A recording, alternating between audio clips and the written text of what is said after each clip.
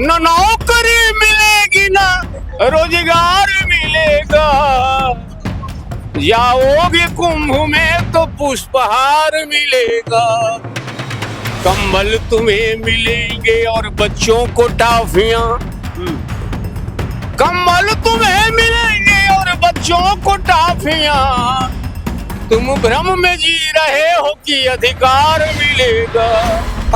उनको हम देशद्रोही लगते हैं। हम अपना शिक्षा का अधिकार मांगते हैं तो उनको देशद्रोही लगते हैं। हमने क्या गुनाह कर दिया जो हमारे साथ इतना लाठी चार्ज कर रहे हैं, हमें इतना बदनाम कर रहे हैं, उनके गुंडे बेच के हमें मार रहे हैं। मुझे लगता है कि जो गवर्नमेंट है वो बहुत ज़्यादा ढीठ हो चुकी है, इन्हें किसी से मतलब नहीं पड़ता और ये डेमोक्रेसी को हटा के यहाँ पे डिक्टेटरशिप लाना चाहती है। मेरी अपील है गवर्नमेंट से कि वो छात्रों को इतना अंडर एस्टिमेट ना करें। ये हमारा देश है, हमारे द्वारा बनाई गई गवर्नमेंट है। मैं इस वक्त जंतर मंतर पर मौजूद हूँ और यहाँ पर पल पल की रिपोर्ट आप लोगों तक पहुँचा रहा हूँ। लेकिन यहाँ पर जिस तरीके के स्लोगन लेकर बच्चे खड़े हैं, इन्हें देखकर थोड़ा सा हंसी भी आती है और सवाल भी खड़े होते हैं, क्योंकि ये नया दौर है, जैन जी का दौर है। और इस जैन जी के दौर में जब कोई लड़का अपनी गर्लफ्रेंड से बात करता है तो बाबू कह के बात करता है, और यहाँ पर लिखा हुआ है कि बाबू धर्मेंद्र का इस्तीफा ले लो ना, योर मेलोनी। मतलब किसके लिए लिखा गया है इसका अंदाजा आप लगा सकते हैं। जब आप इस तरीके के स्लोगन को देखेंगे, रक्षक नहीं है भक्षक है, हमने देश का सब कुछ बेच दिया, ये सब चीजें लिखी हुई हैं, तो मतलब साफ आप समझ सकते हैं कि ये जैन जी क्या कहना चाहते हैं, स्टूडेंट्स क्या कहना चाहते हैं। आपका नाम? जी, मेरा नाम सूर्य प्रकाश है, मैं राजस्थान कोटा से हूँ। अच्छा जी, क्या कहना चाहेंगे इस आंदोलन को लेकर, आप यहाँ खड़े? मोदी जी हमारी बात नहीं मानते लेकिन मेलोडी वाली की बात मानते। मोदी हमारी बात नहीं मानते लेकिन ट्रम्प की बात मानते। तो हम वो देश हुआ वो इस देश के या दूसरे देश के हैं, हम देशद्रोही लगते हैं। हम अपना शिक्षा का अधिकार मांगते तो उनको देशद्रोही लगते हैं। हमने क्या गुनाह कर दिया जो हमारे साथ इतना लाठी चार्ज कर रहे हैं, हमें इतना बदनाम कर रहे हैं, उनके गुंडे बेच के हमें मार रहे हैं। हमने क्या कर दिया? हम सिर्फ स्वतंत्रता का अधिकार मांगे। हमें स्वतंत्र रूप से शिक्षा चाहिए, हमें कोई राजनीति नहीं चाहिए, हमें कोई राजनीति, हमें सिर्फ सिस्टम सुधारना है। जो सरकारी कॉलेजों में जो डोनेशन मांगे जाते हैं, कॉलेजों में हमसे ज्यादा फीस मांगी जाती है डोनेशन के रूप में, 1.5 लाख रुपए। मैं खुद 1.5 लाख रुपए दिए मैंने डोनेशन के बीएससी नर्सिंग में। तो इस प्रकार का करप्शन है, ये बंद हो। मेलोनी जी, आप क्या कहेंगी? मोदी जी का आप ये लेकर बैठी। बाबू धर्मेंद्र से इस्तीफा लो ना। आपने सुना? एक बार दोबारा से। बाबू धर्मेंद्र का इस्तीफा लो ना। अच्छा, आपके बाबू तो मान नहीं रहे हैं। मानो ना, इस बच्चों को क्यों लाठी चार्ज करवा रहे हो बाबू? अब बाबू ने तो पुलिस को ऑर्डर दे दिया है कि बच्चों पर लाठी चलवाए, लड़कियों को लड़कों को दोनों को पीटा है। बाबू आप भी थोड़ी मेलोडी खाओ और बच्चों को लाठी से बचाओ। देखिए ये बड़ा मतलब ये छात्र आंदोलन में जब आप देखेंगे तो आपको नजर आएगा कि अलग अलग तरीके से यहाँ पर छात्र जो है अपने स्लोगन लेकर आए हैं।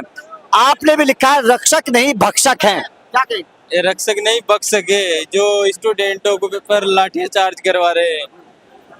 और क्या कहना चाहूंगा, जो अब शिक्षा का अधिकार है, सब बच्चों को शिक्षा का अधिकार है, पर शिक्षा पे सिस्टम बदलना जरूरी है। सरकार कांग्रेस हो या बीजेपी हो, हमें कोई मतलब नहीं है, शिक्षा सिस्टम से हो, ना कि कभी पेपर लीक हो, कुछ भी ऐसा नहीं होना चाहिए।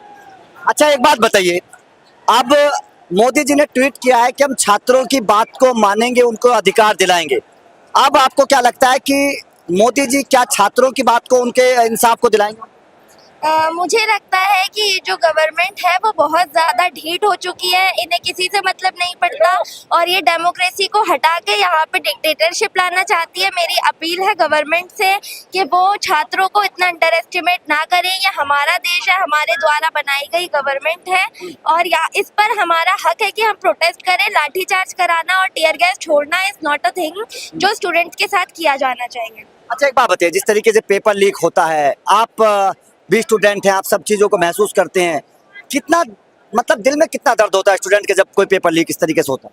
आप अगर एक ड्रेस बनाएं और उसको बिना पहने अगर वो आपकी ड्रेस जो है वो खराब हो जाए, फट जाए या जल जाए तो आपको कैसा महसूस होता है। वो सिर्फ एक ड्रेस है, हम दूसरी ले सकते हैं, लेकिन जब एक छात्र पूरे साल पढ़ता है, एक उसके दिल में वो होता है, वो पूरे साल पढ़ता है और उसके बाद जब वो पेपर लीक हो जाता है और पूरे साल की मेहनत जब होती है, तो वो जो डिप्रेशन होता है उसको हम महसूस नहीं कर सकते, सिर्फ स्टूडेंट ही उसको महसूस कर सकते हैं। देखिए कोई महसूस कर सकता है, लेकिन एक बार फिर से मैं दिखाना चाहता हूँ, बाबू धर्मेंद्र का इस्तीफा ले लो ना। बाबूजी बात जाओ, ये यही तो पूछ रहे। जाओ ना, अब तो मैं कह रही हूँ इस्तीफा ले लो ना। देखिए हाँ बेटा, मुझको भी इंटरव्यू देना है। बोलिए, क्या क्या नाम है आपका? अनंत, कहाँ से आई हैं? कुछ तो नहीं देखता उसके पास से। अच्छा, अब एक बात बताइए, आप क्या कहना चाहेंगी जो यहाँ पर आई हैं? आप क्या मन में था आपका, क्यों आई हो आप यहाँ पे? यहाँ पे जो पेपर लीक हुए हैं, हम उसकी वजह से आए हैं, और है ना, क्या कहते हैं, बोलिए। जी, और है ना, हम अपने फ्यूचर की वजह से आए हैं यहाँ पे। फ्यूचर का डर है आपको? क्या डर है आपको फ्यूचर का? जी मुझको पढ़ना है बस। पढ़ना है, और क्या डर है आपको, क्योंकि पढ़ाई में कहाँ परेशानी आ रही है? कहीं पे नहीं जी, कहीं पे नहीं। नहीं, तो फिर आप यहाँ पर आई हैं, आपको, आप मोदी से क्या कहेंगे? मैं कुछ भी नहीं। क्या? मोदी जी इस्तीफा दे दो। अच्छा, इस्तीफा दे दो। देखिए बच्चों की जो बातें हैं ना, जब आप सुनेंगे तो आपको एहसास होगा कि वास्तव में बच्चे बड़े भोले होते हैं, लेकिन अगर बच्चे भी यहाँ पर हैं, फ्यूचर का इनको कहा जाता है, तो मतलब साफ है, आप अंदाजा लगा सकते हैं कि छात्र आंदोलन का अब असर क्या हो रहा है। ये हमें नजर आए, ये कवि हैं, ये छात्रों की पीड़ा को, छात्रों के दर्द को, उनकी मांग को अपने शब्दों के माध्यम से आपको बताने की कोशिश करेंगे। जब आप इनके शब्दों को सुनेंगे, इनकी कविता को सुनेंगे, तो जाहिर तौर पर आपके रोंगटे खड़े हो जाएंगे और आप भी ये एहसास करेंगे कि वास्तव में छात्रों के साथ कितना गलत हो रहा है, उनकी मांगे क्या हैं, यह आपको एहसास हो जाएगा। आपका नाम? स्वामी चेतनानंद शास्त्री कामाख्या धाम वाले मुझे कहते हैं जी। और मैं सोशल मीडिया पर एक्टिव हूँ, और मेरा एक ही काम है, अंतर्राष्ट्रीय षड्यंत्र के तहत सत्ता पर काबिज नरेंद्र मोदी सरकार को उखाड़ फेंकना, और इस समय नीट के जो धांधली हुई है और जो बच्चों की पीड़ा है, उसको देखकर अपने आप को रोक नहीं सका मैं। जी बोलिए। और अब आपके बीच में आया हूँ। मेरी ये भाव है, खिदमत मुल्क में जो भी मर जाएंगे, नाम दुनिया में वो अपना कर जाएंगे।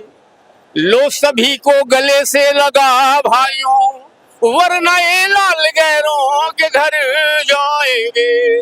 जिंदगी जोड़ने का नाम है, तोड़ने का नाम नहीं है। आज हालात क्या है, न नौकरी मिलेगी न रोजगार मिलेगा, जाओगे कुंभ में तो पुष्पहार मिलेगा।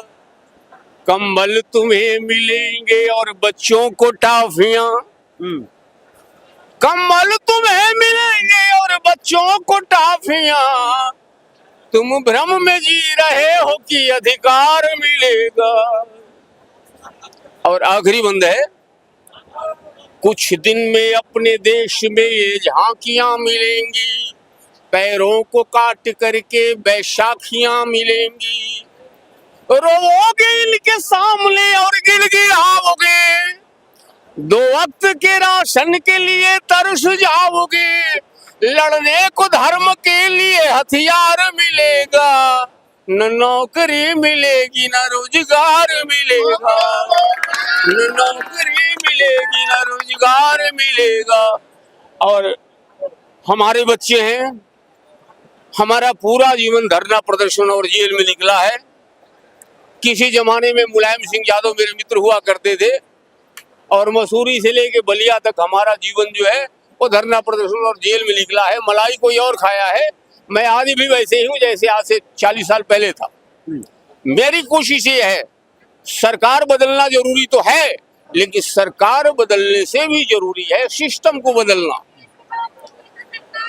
एक ही उल्लू काफी है बर्बाद गुलिस्ता करने को, हर शाख पे उल्लू बैठे हैं, अंजाम गुलिस्ता क्या होगा। तो इन बच्चों के शान में मैं 2 शब्द कहना चाहूंगा।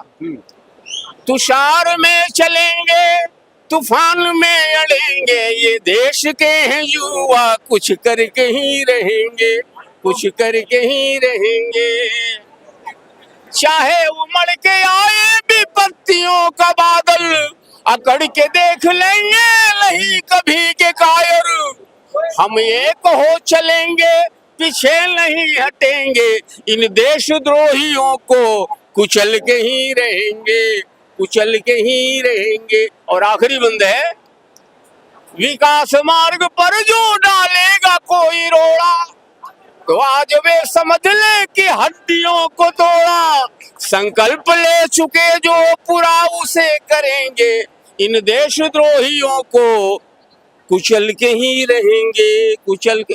जोश भी है आपके अंदर और होश भी है, ध्यान रखना, बड़ी बात बनने वाली है। भविष्यवाणियां हमने बहुत की है, मेरी भविष्यवाणी है, नरेंद्र मोदी सरकार चंद दिनों की मेहमान है। और धर्मेंद्र क्या बेचता है, अमित शाह क्या है, राजनाथ क्या है, तुम मोदी को तोप समझते हो? ये बाहर से हैंडल हो रहा है। आने वाले चंद दिनों के मेहमान है नरेंद्र मोदी सरकार, इनका जाना तय है और आपको न्याय मिलेगा, ये मेरी शुभकामना, आशीर्वाद। अपना पॉडकास्ट शुरू करना चाहते हैं और चाहते हैं कि पहले दिन से उसे लाखों लोग देखें, तो अब ये पॉसिबल है जयपुर में। जयपुर का सबसे तेजी से बढ़ता हुआ digital news channel the fact India आपके पॉडकास्ट को वर्ल्ड क्लास बनाने के लिए जयपुर के बीचों बीच श्याम नगर में लाया है world class podcast setup, green screen setup, उसे शूट करने के लिए best state of the art facilities, editor से लेके लाखों फॉलोअर्स और करोड़ों वाली रील्स वाला यूट्यूब चैनल, और ये सब आपको एक ही जगह पर मिलने वाला है। तो पूरी जानकारी के लिए आज ही व्हाट्सएप कीजिए इस नंबर पर।